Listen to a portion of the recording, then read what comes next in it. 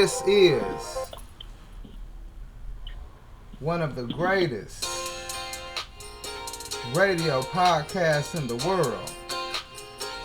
And we do have one of the best in the game. And that would be none other than Mr. Jerry Cripp. And if it's Thursday, then you know what it is. That means it is Fishin and Hunting today. Good day to you, sir. How are you, my friends? I hear you had a sort of a hurry day with a little bit of a photo shoot going on in Dayton, Ohio. So I hope you got that all completed and ready to do lots more. How's that? Yeah, we go from politics to sporting. And then every now and then we'll have a senior manager on, Mr. JJ Wright himself, from Federal Premium Ammo. Yeah, Federal Premium, best ammo in the world. No question about that. JJ, how are you? I'm doing well. Thanks for having me on today. Well, we love having you all. We get you. You guys are extremely busy, I know. But you did get to Ohio to try and hunt a turkey, didn't you? I did, and I screwed up, Jerry. Jake came up behind me, and I just wasn't ready. And yeah, so I have I'm eating cake soup, so to speak.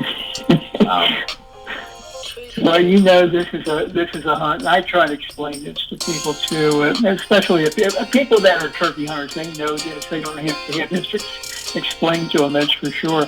The people that are new to the sport of turkey hunting, I try and explain to them. Look, this is a hunt that does not have to have something in the bag to be a successful hunt. If you can get that bird to answer your call, that's considered a successful hunt, at least for us here in Southwest Ohio. So if you at least had Jake trying to sneak up behind you, that's a heck of a lot better than some of the other people do in our season. So maybe next time. How's that? Yes. Yep. And it seems like I learn these lessons when I turkey hunt, over and over again. The mistakes I make, I don't seem to be able to get over it. So. But that's the thing with turkey hunting is you never know what's going to happen, and it's always fun to be out there and just to see what happens. So, well, I think a lot of people think it's one of the most exciting hunts. It's the spring turkey hunt because the fall hunt and the spring hunt are totally different animal, no question about that. But I think the excitement of that bird with the spring and that answer to that call, I think it really gets a lot of people hooked because I honestly believe that if you have people going out, first-time hunters, and they don't bag a bird, but they hear a bird, they hear that turkey call, you got them hooked. They're going to be a turkey hunter for a long, long time. Yep, I completely agree with you. It's just that interaction with you and the bird, and if you can make a turkey sound out of your call, and they think it sounds real enough to answer back at you, it's really exciting. Really exciting sport, and it's kind of like fishing. You get to try all these. When you're fishing, you have all these lures, and, all these different tactics and things like that. Well, turkey hunt is the same thing. You have different calls, and you're always putzing with something, and so if you like to fiddle around with things like I do, and different tools and calls and stuff and things like that, it's definitely a fun weekend. That's for sure. When you learn so much. I'm sorry. Go ahead. Oh no, I was going to say we did get one though.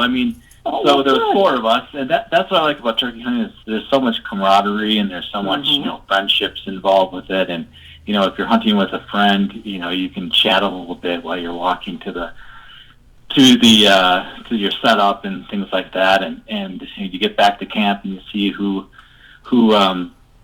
got a turkey or not. And so out of us 4, we did get one, and it was great because we were there trying to make videos for cooking. We have Camp Chef as a sister company of Federal Ammunition, and Camp Chef makes all kinds of cooking gear and pellet grills and all that. So we had everything set up at camp, and we needed a turkey to make some cooking videos for Camp Chef, and we got our turkey, and then we spent the rest of the day cooking up some really cool recipes and then getting to eat it too. So it was a great time.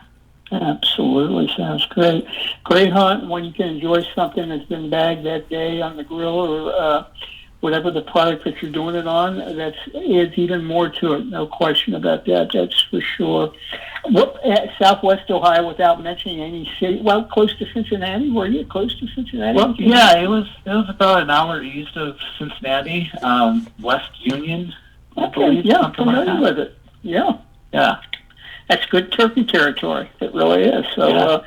Glad to hear you were here. Glad you to enjoy it. Next time, you guys, have you ever hunted them out of a pop-up blind? Yes, that's one of my favorite ways to hunt them because you can smoke cigars when you're in the pop-up blind. The turkeys cannot smell you. Well, I was going to say to you, the camaraderie you can continue in the blind, but the heck with that when you got a good cigar. Who needs camaraderie, right? Right, exactly. So, but you never tried it there. You got to give it a try. Oh, I had not the cigar. Well, a few years back, cigars, yes. Pop-up blinds, I think, are the only way to hunt turkey. Those things were made for turkey hunting. There's no question about it. And these birds walk right up on these things. They're oblivious to them. Yeah, it's crazy. You can definitely get away with a lot more movement in there. You have a little bit more space. You can stretch your legs and not worry about bumping the turkey if they're sneaking in on you. It's just the way to go. And plus, with the pop-up blinds, you can sit higher, and you can have like a lawn chair or a camp chair or something like that. When you can sit higher, you can see way more, and you can see them coming, and that's a huge advantage. Well, they're great teaching tools too. If you've got a new hunter, you can be in there and you can actually be talking. You don't want to be in there yelling and screaming, but I mean, you can actually talk in a low tone, and you can help a new hunter along. Or if you've got people you're hunting with, most of them are 2-man blinds, and you've got somebody else in there, and you just don't have to be totally still with your back to a tree, and don't dare make a move, because if you do, you're done and the hunt's over. Here, they work great. They're just a great tool. There's no question about that. My friend, I'll tell you what, I don't think with Federal Premium, as far as ammunition companies, I don't think anybody beats you guys with technology and with new product innovation. And when you came out with a 410 to hunt turkey with a while back, I looked at that and I thought, I wonder if that's to come, or what's going on with that? You mean we can get Grandpa's old full stroke 410 out and we can hunt turkey with that thing? That was an amazing thing to come out with, and that thing had to be received unbelievably by the hunting public. They probably love it. Yeah, we I think we talked about that a couple of years ago, and the 410 has really caught on. I mean, it is a hot trend. It seems like every turkey hunter is talking about it. You can get these little single shot guns that are made for turkeys from like Rossi or Stevens, or Mossberg has a nice turkey gun on it now. And the single shots are really relatively inexpensive. You can get a nice gun for like $150, something like that. Less than 200 for sure. And, you've got a nice, it's only, a couple pounds, maybe 4 pounds. So you're carrying a really light gun out in the woods. And I've shot several turkeys with the Federal TSS number 9s. And, you can get them out to 40 yards. My son shot one last year with a Henry 410, and he shot his at 38 yards. So it certainly is a turkey gun, that's for sure. Well, and they pattern real well, and most 410s were all full chokes. But now I think you can get them where you can screw in some chokes into them. Now they're threaded with some of the newer models. You can do that with. But this thing here, that round when that came out, that brought that 410 out of the closet for a lot of people that maybe use it for squirrel hunting at some point in time. It's a good little squirrel round to use. And they figure, well, I'm not squirrel hunting anymore, but I'm a turkey hunter, I'm a deer hunter, and looky here, I've got to go get some 410 and give this a try. And I think that probably helped a little bit with getting people to be able to use those 410s again with this round. Yes, for sure. The full choke does well for this load. It's 25 to 35 yards if you do get a dedicated turkey gun. that they've been making that has, a sight system on it, or and camo and slings, so you can put a sling on it and carry it in the woods that way. And then the interchangeable chokes, so that you can get a little bit more out of your pattern. You may get 40. Most people, like you said in the beginning of the conversation, is they like to call them the turkeys in. So, most people are not concerned about shooting them that far. They want to call them into their lap, 20 yards, 25 yards, or even closer. And so the 410 is not a problem for that. That's for sure. We have 20 gauge. You guys still do the 10 gauge in turkey. You do 12 gauge naturally. Still the most popular turkey round would be the 12 gauge here in Ohio anyway. 20 gauge has come on, and is there in the future maybe 16 gauge turkey ammo out there?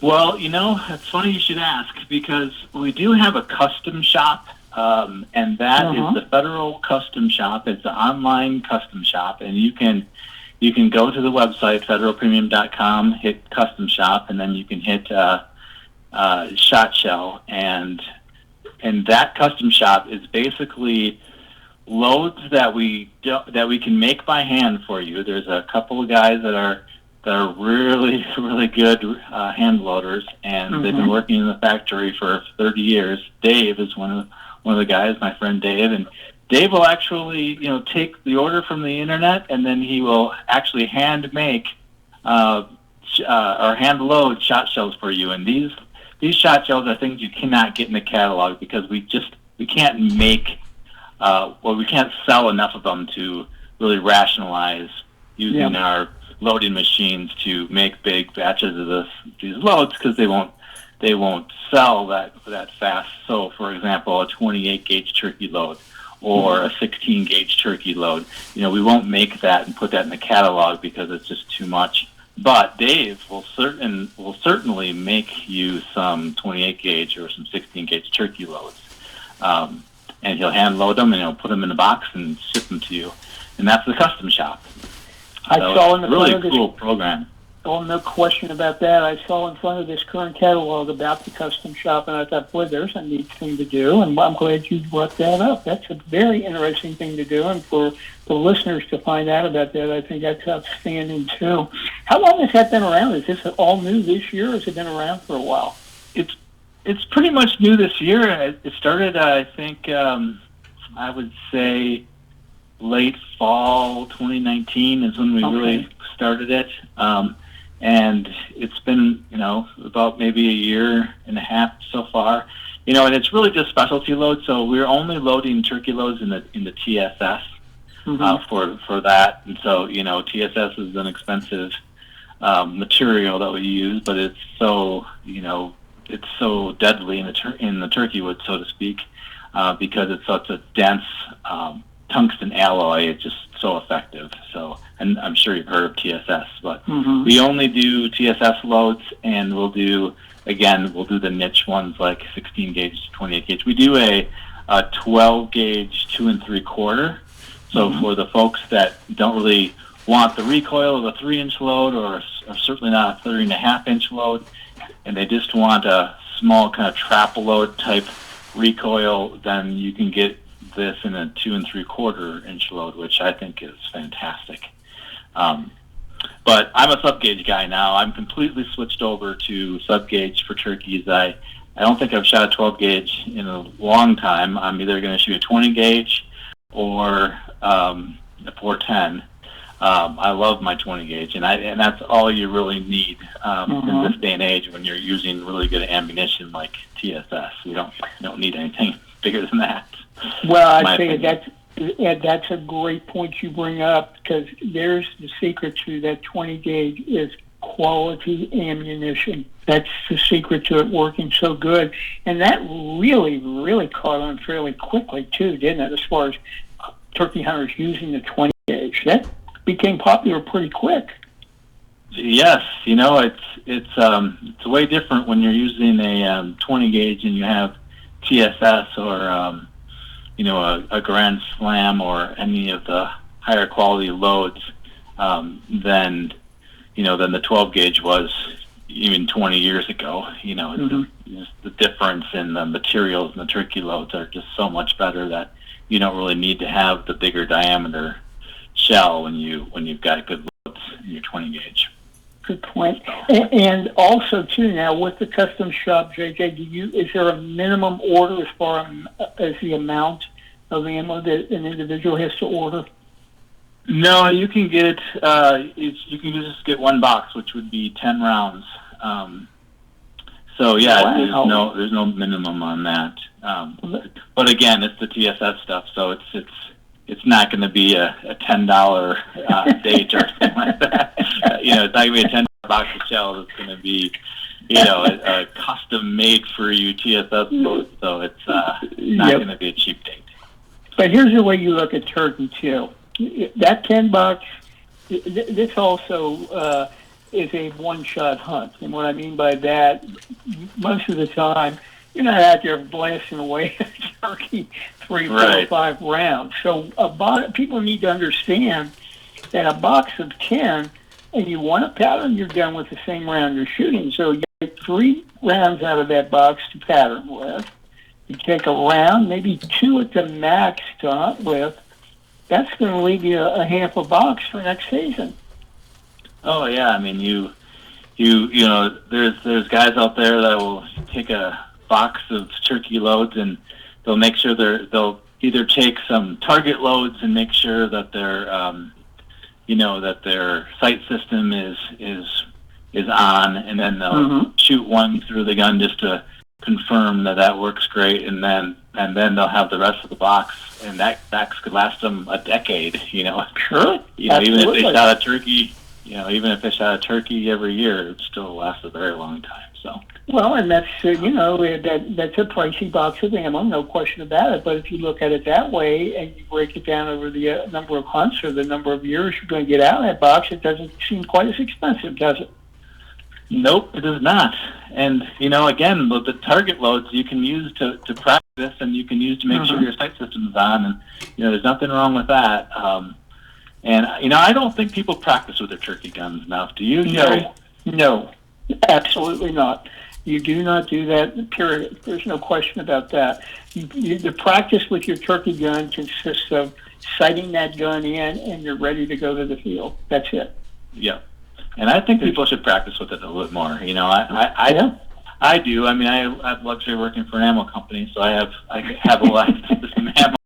But my point is that if you are in a turkey situation and you're in a ground blind, never shot out of a ground blind, or you need to move on a turkey, but you're in a sitting position, or maybe you run up a hill and you're huffing and puffing a little bit, and you need to shoot when you're a little out of wind, that's real life turkey hunting, and that's what you need to kind of practice with. So I think that people actually should have more fun with their turkey guns and should practice a little bit. And they don't have to use the expensive stuff when they're practicing. They can use target loads, and I think it makes them a better turkey hunter.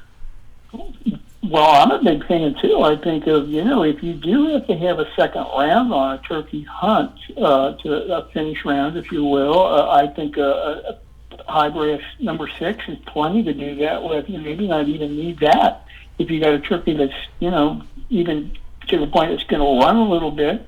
I think that's going to save you another one of those turkey loads. Instead of throwing one of them in the gun, go ahead and pull out of your jacket or your vest one of them and do the finish with that round, and it's going to save another one of those turkey rounds for you. But yeah, it's not a bad idea to get people out with their turkey guns, but JJ, they don't do it. I know, but that's why we have to have guys like us talking about this kind of stuff at the radio to get people out there. I've missed a few turkeys, and so I'll always have a second turkey load underneath my first one, because if you miss straight up, you might have a chance at getting that shot again. Especially if you just stand there because you didn't know where the shot came from. So I always do that, but I always do practice. I do think that if people are practicing with their target guns, or they're practicing with their shooting trap to practice for duck hunting, or if they're practicing with their deer rifles. You should definitely do that with all shooting disciplines. Practice makes perfect, and there's no question should get out there and try. Absolutely right. I tell people too. Well, in fact, I do the same thing. I think if you get out after our hunting season's over, which will wrap up the end of this month with our turkey season here in Ohio, if you get out and just 100 rounds a month as a shotgun discipline, you mix it up, you do clay, skeets, and trap. And if you just do that 100 a month from June through August, you will be amazed come September 1st when you get in the dove fields, the number of misses go way, way down because your discipline is there.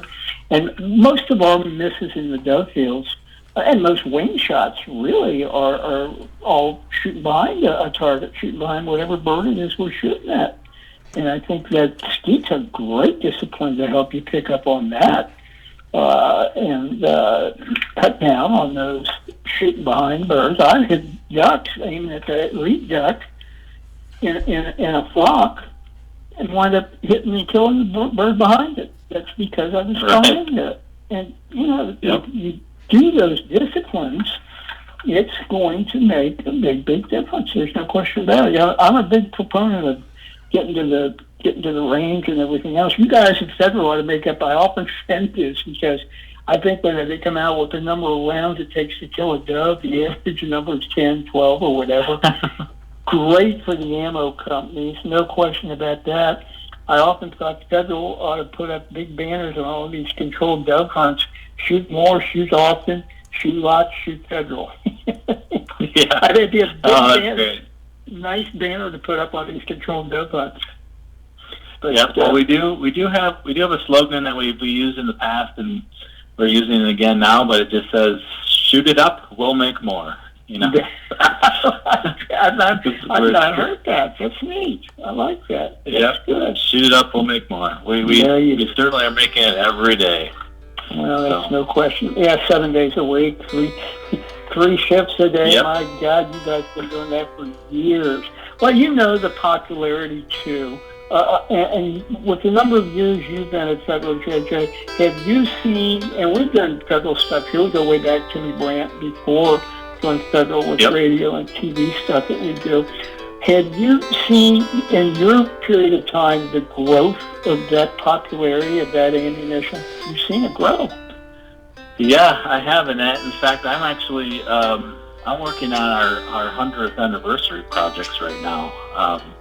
The company was established in 1922, and so next year, April 27th of 2022, we'll be celebrating our 100th anniversary. So we're all pretty excited about that. We have meetings on a monthly basis, planning what we're going to do, and I've been working on a magazine and also a coffee table book that we're going to publish and put out about our history, and it is really, really neat.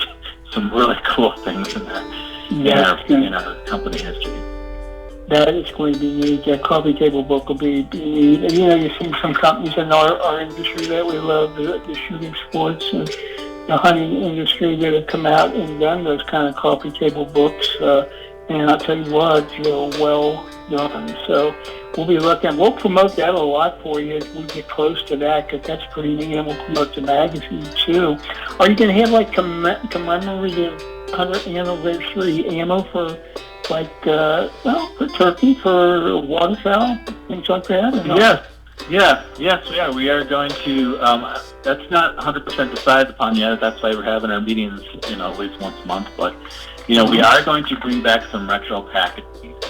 So we will be bringing back, the Federal Duck, logo that was so popular for many, many decades. We're going to bring that back. I think we're going to bring some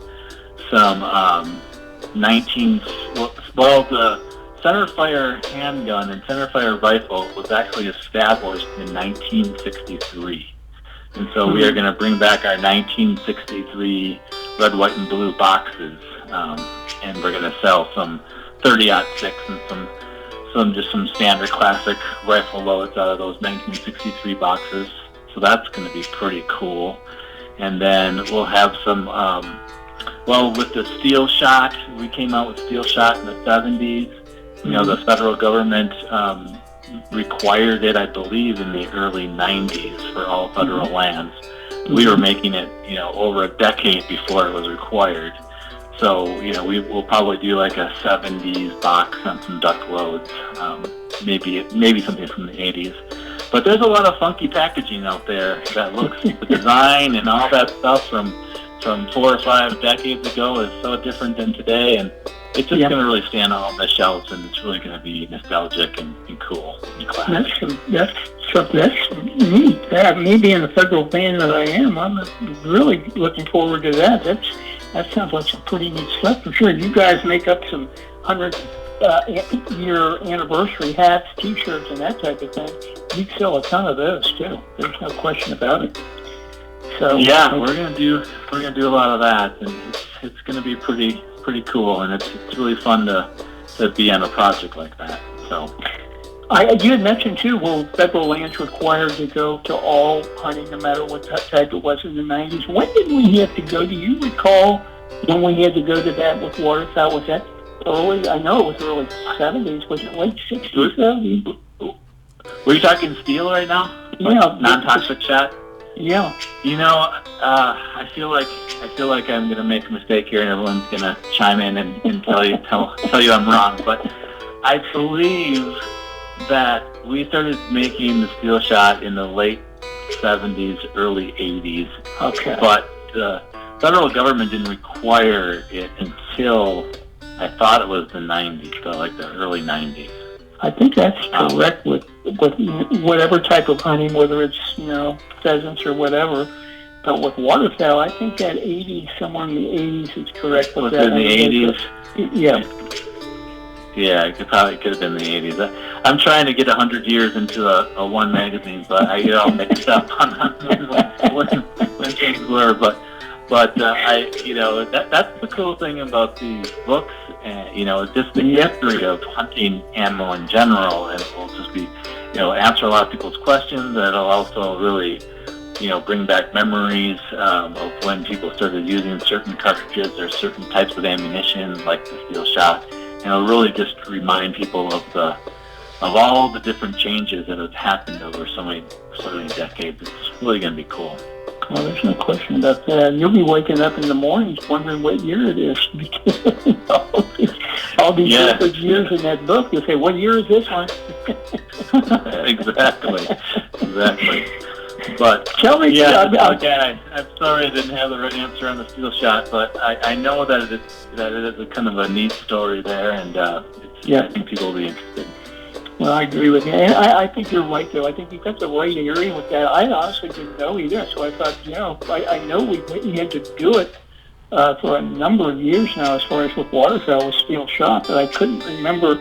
But I don't recall doing it in the late 60s, so it's probably somewhere, maybe, I don't even remember. I think we did use it somewhere about in the mid-70s or so, maybe, but I'm not sure of that. I guess with the internet now, we could gargle that thing up. I say gargle, people say Google. I use gargle. It sounds better. Maybe we could do that at some point, and they'd probably tell us in 1 second, wouldn't they? Yeah, it wouldn't be hard to find out the real answer. But the point that I was trying to make was that Federal made the steel shot for a long time, and a lot of hunters used the steel shot before it was mandated by the federal government that they had to use it. Mm-hmm. So, there was a lot of hunters that were, utilizing it and before it was mandated. So I think it's kind of neat to be ahead of the curve on some of these things, and that was the point I was trying to make. Absolutely. I can remember, though. I can't remember the complaining, oh my God, we have to use steel shot now. We'll never kill a bird. We'll be out here hitting them, and we'll have to hit them again and again and again. Then they finally figured out how to shoot steel shot and how to use it. And I'll tell you what, you can't beat number 2 steel on a waterfowl hunt. It's a great round for ducks and geese both. It works well. So 3-inch 2s, can't go wrong. More, if we could, on the heavyweight TSS that's new, JJ, with turkey this year. allowing probably with the biggest feature on this being you're able to, well, first of all, the payload's a different setup. There's no question about that. You have a lot more pellets in your headshot, next shot, what the case may be.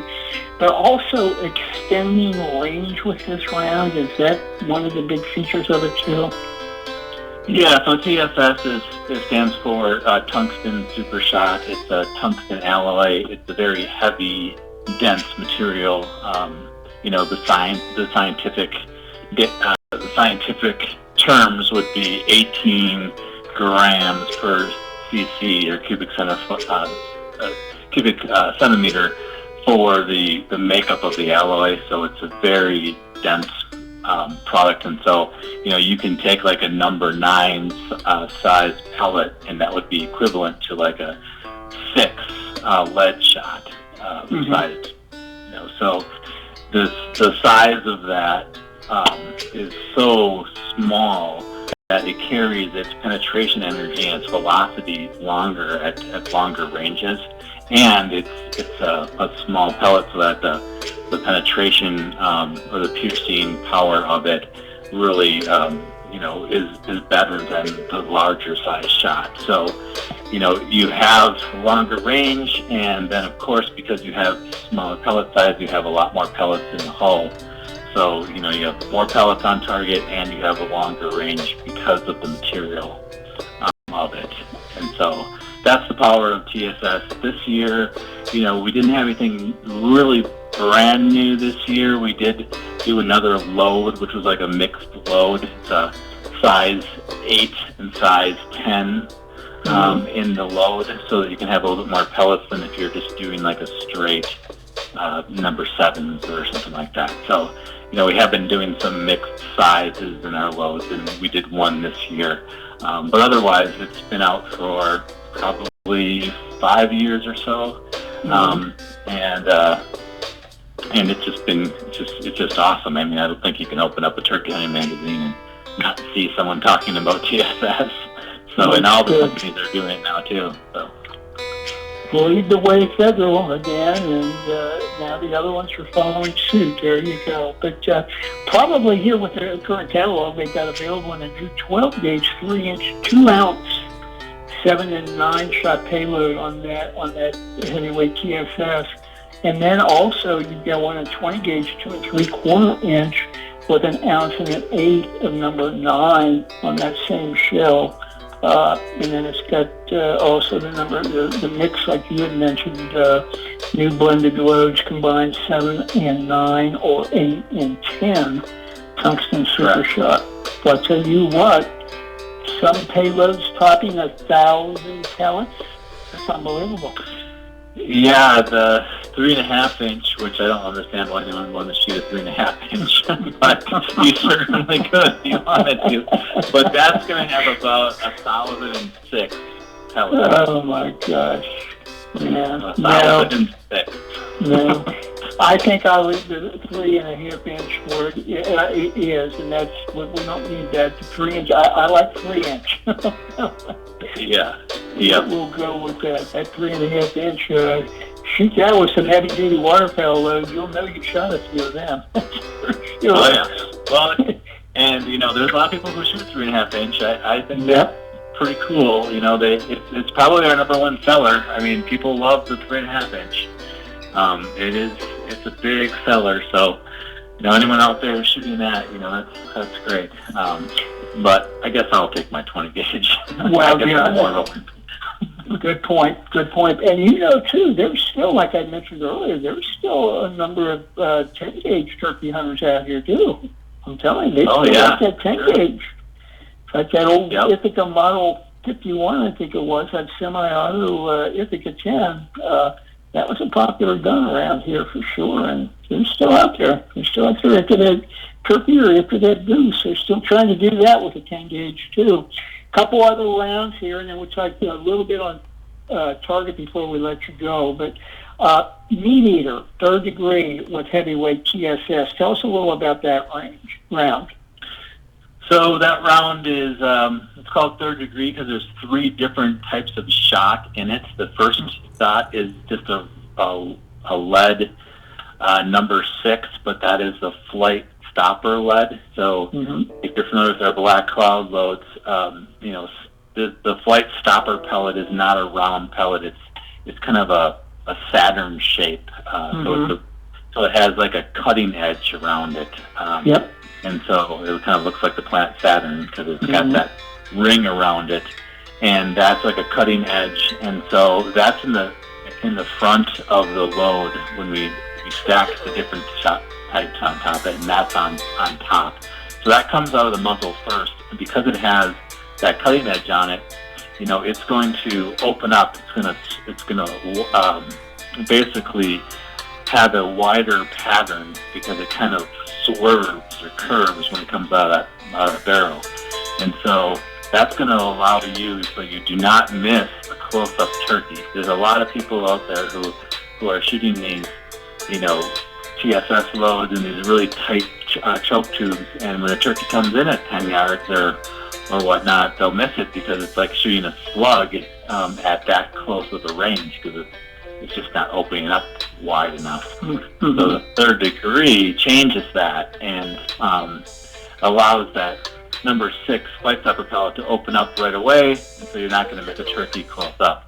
And then the second stack of that load is just a copper-plated number 5, and that's just your standard turkey load that's been killing turkeys for decades. It's just a nice quality copper-plated lead number 5, so that's going to help you get that turkey in the mid-range from anywhere from 20 yards to 35 yards or whatnot. And then the last bit in the back is the heavyweight or the TSS number 7s, and again, that's a smaller pellet.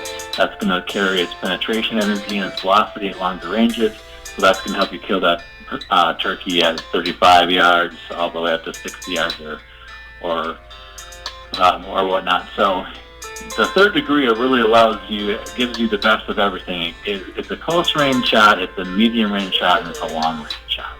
So it's basically the most versatile load you can get. Popular round? I think so. I mean, I really like it because I don't want to mix turkey, and if this is going to help me, not miss the close-up ones, and also help me get the ones that are far away, it just gives you options because you really don't know when that turkey is going to come in and how close it's going to get or how far it's going to stay behind. So I just want to have options, and I like the versatility of that load. Is that available for 20 gauge also? Yes, it is. Perfect. 12 and 20 on that meat eater, third degree with heavyweight TSS. 2 more, my friend, on turkey. Grand Slam. Tell us a little bit about that one. So Grand Slam is just a standard turkey load. It is a copper-plated lead product. It does have what we call a sticky buffer in it, so it's a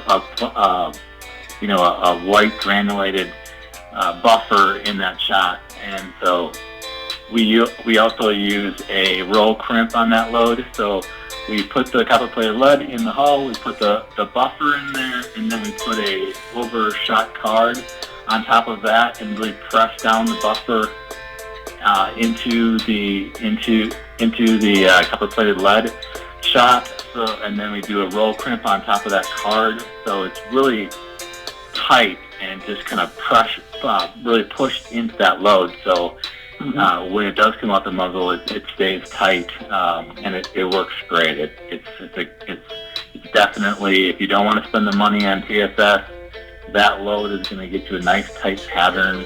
It's going to get you a good, 40-yard pattern, and it's a great load. So that's just your common copper-plated lead turkey load. And this one's in a box of 10, 12, and 20. I'm sure for this one also the 20 gauge available, correct? Yes. Yep. And one more on turkey, and that's what a neat little idea this was. Spur tape. Oh, yeah. That was actually my idea, Jerry. I was just getting ready to say, was that your idea? Yeah, it was. I love it. That's a great idea. Well, it's more about social media and people taking pictures and things, so you shoot your turkey, and then on the hull is a printed little measuring, tape that's just kind of printed on there, and you can hold that hull up to your turkey spur, and you can kind of get an idea of how big those spurs are. But the goal was for you to take pictures of it and put it on social media and tell everybody you're shooting federal. And it has been working. I have seen a lot of pictures with spur tape, so it's a pretty cool little thing. I think it's a neat little thing, great little idea. And how many times have people been wondering, okay, I need I don't think most of us carry a ruler or a tape measure on a turkey hunt. You don't need it now. You got the hull. Yep, exactly. I love it. Great idea. That comes in a box of 10 keys right there? Well, the spur tape is just on regular load, so it should be on like the Grand Slam. I think it's on most of our turkey loads actually now. Okay. Well, great idea, and that's even better. If it's not all the loads that you can buy, that's an even better idea for sure. A couple things real quick on Target. Have you heard? I'm assuming it's Smartest back this year. I'm sorry. Say that again. It's Sparta with the Grand and everything going to be back in business this year, do you know? I believe it is. I believe it is, but I am not 100% sure. We're also working quite hard on the Olympics. We have a couple of, we support the Team USA quite a bit, and I know last week we shipped a pallet of Olympic ammunition to Tokyo. So it's that's going to be pretty cool this year too. And so if the Olympics are happening, I would assume the Grand is happening, but I just don't know. It's been some weird times, that's for sure. Oh, there's no question about that. Are you guys the only supplier for the Olympics? We have our own shooters that are supported through Shooting USA, which is the organization that supports Olympic level shooters. And so we have several. I believe there's several other companies that help out some of the other shooters. But we're not. I don't believe we're the only supplier. But we're the best supplier, Jerry. Well, with that, I don't even have to mention that. We know that. Do any of the other ones matter? Yeah, exactly. Not really. There you go. No, they don't. Not really. But it was really cool, and kind of a really cool sense of pride, in our American workforce, and the American-made product being shipped over to Tokyo for the Olympics. It's just really cool. Well, a real quick story about that. I used to raise English setters, and George Quigley, he used to publish some of the bird dog publications years back, and I bred my dog to his male. Mine was was the last litter sired by Flaming Star, Bird Dog Hall of Fame dog, and his son was on, I don't know what year, we had to go back and we could, as I say, gargle that up, and we better say Google it up. But his son was on the Olympic team one year, but I can't remember when that was. It was probably back, I'm going to say, somewhere in the mid to late 70s, probably somewhere in that time range. But he was an Olympic shooter, so a little side story about Olympic shooting. And I think that's neat. If you any way that in Shooting USA, people out there, by the way, if you're listening to this, you can support Shooting USA that JJ just talked about. It's a great program, and it's something you really, really need to promote. To support. If you can do that, it's really, really a great program for sure. But they have your ammo over there.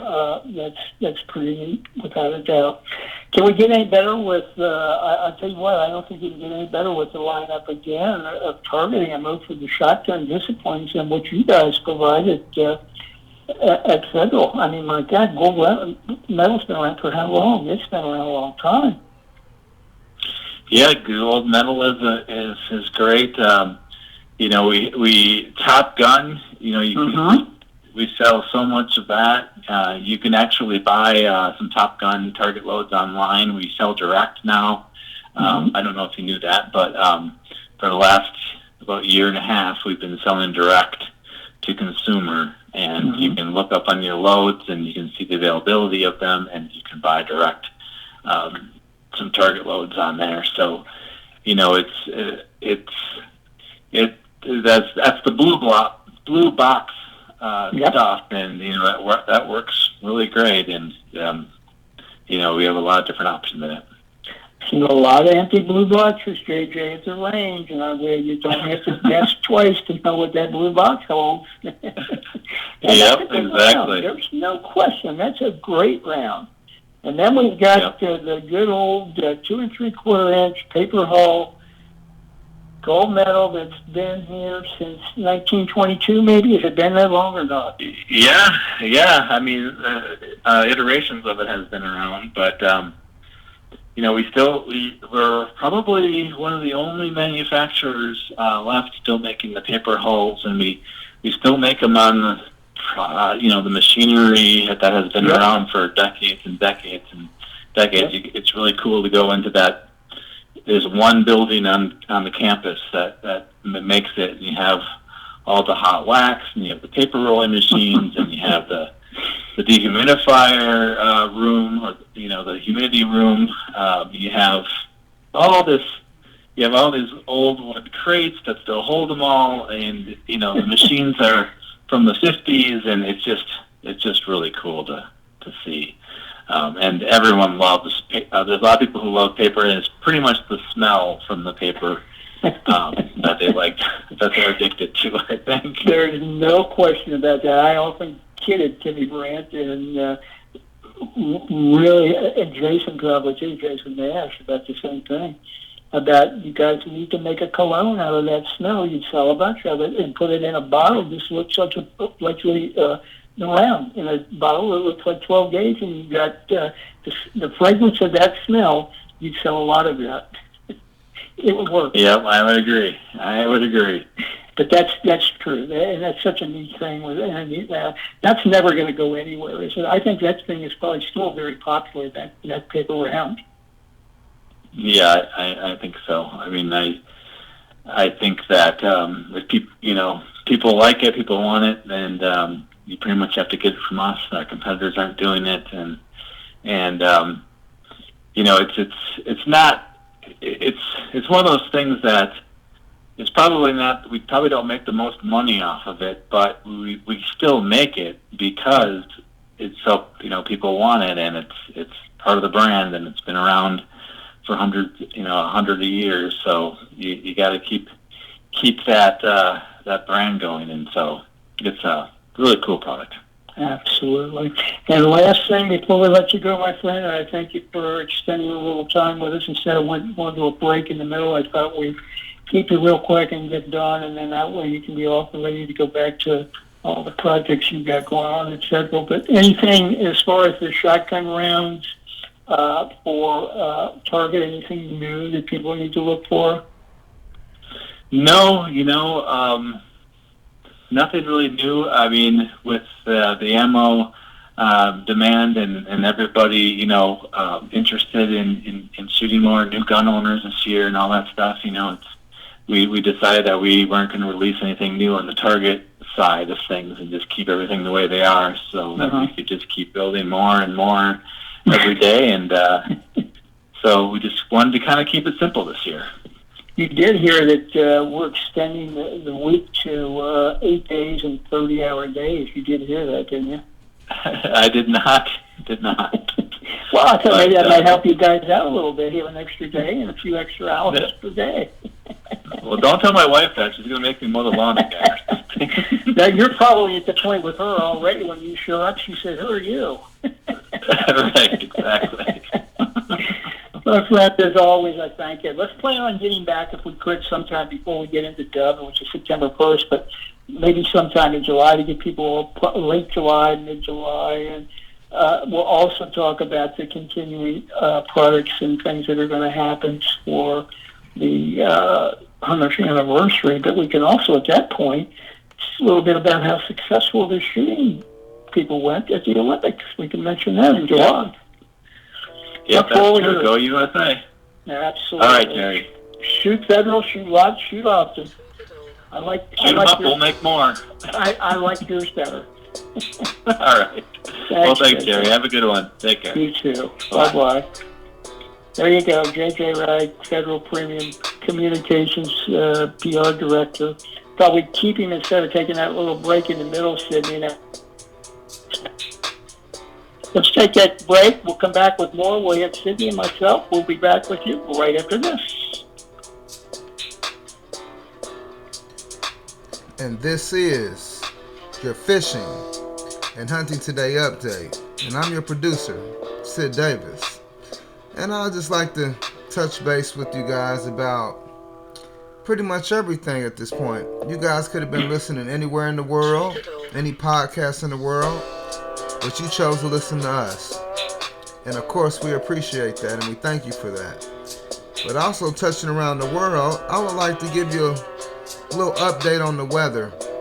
If you're in the Midwest right now, you're in the light 60s, scattered clouds. If you go over to the United States on the East Coast, New York preferably, 60s as well. If we go across the ocean and we get in the United Kingdom, Great Britain area, London, you're in the 40s. And also, we didn't forget about Tokyo. They're the hottest of all right now in the 70s. And then if you want to go further around the world, we can also go over to Las Vegas, come back to the United States. They're 96 degrees. So they're kind of cooking right now. And just touching base about safety for COVID-19 areas of hunting and fishing. Please practice distancing. If you do not know if the areas that you are hunting in or fishing in are closed, please go online and check to see before you get there with ample time to make sure that the area that you're going to, it's not a damper or a rain on your parade. When you get there, no one's there. And again, practice the 6 feet rule. Try to wear masks if possible. And just be safe out there, folks. And with that being said, back to you, Jerry. Thank you, Sidney, for that update. Thanks for that worldwide weather update. And it's a good point he brings up, too. Not only we thank you, like Sidney said, for listening to this podcast. And we've got lots of things we're going to be planning as we go further into the year and into next year and beyond with this podcast. Our goal is to make this the best outdoor podcast we're going to be able to listen to. And we're going to try our best to do that for you, that's for sure. But that's why you have that flavor of the weather from around the world, because we never know where you may be listening to this podcast. And Cindy does a very good job with that. A couple of things I want to mention real quick. We've got a few minutes left here in our hour segment this evening. Wanted to mention, too, our turkey season here in Ohio. We wrap up the 23rd of May. And then for the northeast corner of the state, for that zone up there, that wraps up the 30th of May. And we'll have a turkey totals for you. We'll get Mark Wiley back with us. Excuse me, he's the biologist for the forest birds here in Ohio. We'll have him back with us. We'll get in that, not next week. We're not going to be done. We'll wait till the first week or so of June. That way he can get all his totals together. And we'll go ahead and total the season up for you then. So we will plan on doing that then. I've heard, the last I heard, he had here in Ohio, we had a slight bump up as far as the number of birds harvested so far to date. But we still got another full week here in our area here in Ohio. We got 2 more weeks for, if you include that little zone up in the northeast corner of the state. They go until the 30th of May, so we still got some time to go. So I think we're probably going to be right about where we were last year, maybe with a number of new hunters, and that's the thing we always want to look at and see. To me, I think, more important than the bag, and it's always good to bag a bird. Now, don't get me wrong, that's the whole goal of hunting, is you want something in the bag to take home, sit down, put on your dinner table, and enjoy. But with the turkey, I want to see the number of new hunters that we introduced to the sport.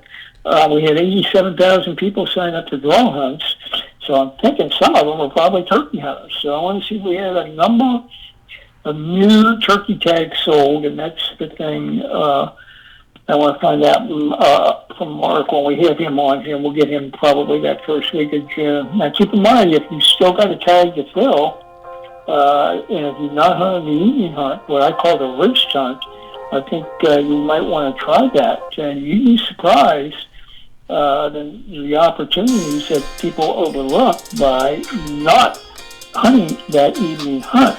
Now, a lot of times, hunting on turkey totals and the turkeys we bag are pretty much done the first week or so of the season. So therefore, you don't have a lot of people out on that evening hunt because they're already done. They've already filled their tag, and a lot of them don't buy a second tag. You can buy a second tag. You can take 2 birds in Ohio, but you can't take 2 birds on the same day. But you can take 2. They can be of either sex. They have to be a bearded turkey of either sex. You can do 2, but not 2 on the same day. But a lot of people don't buy that second tag. They're content with that 1 bird, and that's their turkey season. So don't forget the roost hunt. You're still trying to fill that tag. That's a good time to give it a shot, that's for sure. Be it public land or private land. I think there's some good opportunities to bag that bird there. A couple points with fishing real quick, too, I want to mention, too. This is really, I think we could fish here in Ohio year-round. But I think if you really had to pick maybe the best time of year to fish in Ohio, I don't know in it right now. I think we've got anywhere from mid-May to mid-June, and maybe even a little bit longer into June, depending on how hot the water gets and how quickly.